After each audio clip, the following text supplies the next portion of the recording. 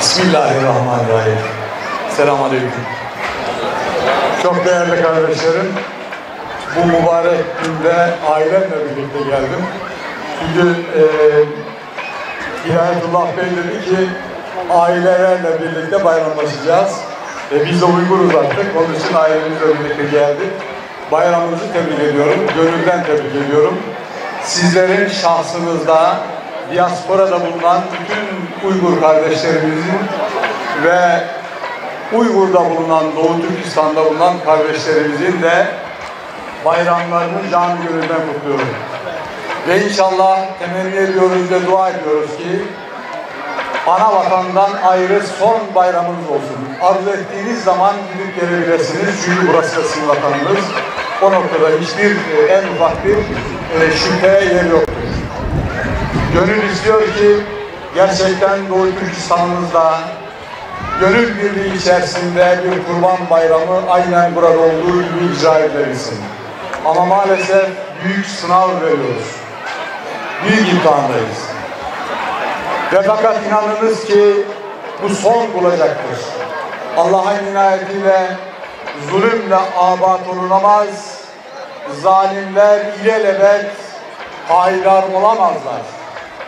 Cenab-ı Hakk'ın lütfu ve keremiyle Doğu Türkistan'daki kardeşlerimiz felaha kavuşacaklardır. Buna kesin ben inanıyorum. Sizin de inandığınızı biliyorum. Değerli kardeşlerim, çok vaktinizi almayacağım. Sadece bir selamlama yapıyorum. Ancak bir tehlikeyi işaret etmeden geçmek istemiyorum. Şurada hepinizin bulunmasından son derece mesut ve mutlu oldum. Bunun anlamı şu: bir, siz birlik ve beraberlik içerisinde bir araya geliyorsunuz. İki, ananenizi ve geleneğinizi sürdürüyorsunuz. Doğu Türkistanlı kardeşlerimizin Doğu Türkistan'da yaşadıkları tehlikenin bir benzeri diasporada, hatta Türkiye'de mevcuttur sizler için. Değerli kardeşlerim, bu tehlike asimilasyondur, başkalarına benzemektir. Bu tehlikenin önüne geçmeniz sizin 4 ana madde, 4 ana başlık etrafında müteyakkız olmanız, dikkatli davranmanız, dikkatli yaşamanızla ancak mümkündür. Ancak bunun önüne geçebilirsiniz. Bir, dininizi yaşamanız ve çocuklarınıza öğretip yaşatmanız. İki, sizlerin isimleri çok güzel. İsimlerinizi yaşatınız. Çocuklarınıza isimlerinizi vermeye devam ediniz. Üç, dil, dil, dil. Burada konuşan kardeşlerimizin Uygurca konuşmalarından da çok mesut ve bahtiyar oldum. Dilinizi kat'i surette terk etmeyiniz. Bu uyarıyı ülkeniz dışında bulunan kardeşlerimiz için de yapıyorum. Ola ki bu selamlamadan haberdar olabilirler. Bununla ilgili mamafi pek çok kez makale yazdım. Çünkü böyle bir tehlikeyi bilhassa Avrupa'da ve yurt dışında yaşayan kardeşlerim üzerinde görüyorum. Tabii ki şu anda sizler gibi ülkesinden gelip değişik ülkelerde yaşayanlar için demiyorum, onların çocukları için diyorum. Çocukları muhafaza etmemiz gerekiyor.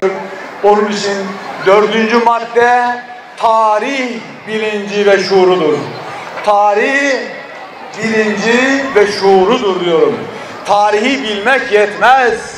Tarih şuuruyla, tarih ibretiyle mücehhez olmak icap eder.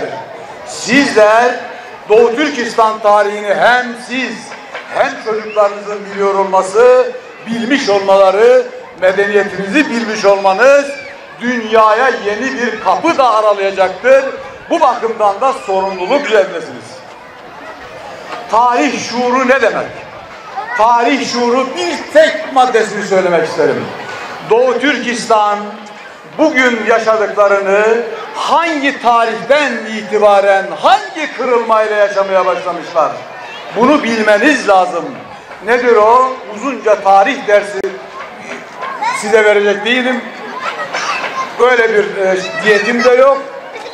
Görevlisi değilim. Ancak sizler biliyorsunuz ki 1875'te başlayan Uygur kardeşlerimiz arasındaki ihtilaf bugünlere sizleri taşımıştır. Yani sizin dedelerinizin tarih şuuru, onun için söylüyorum.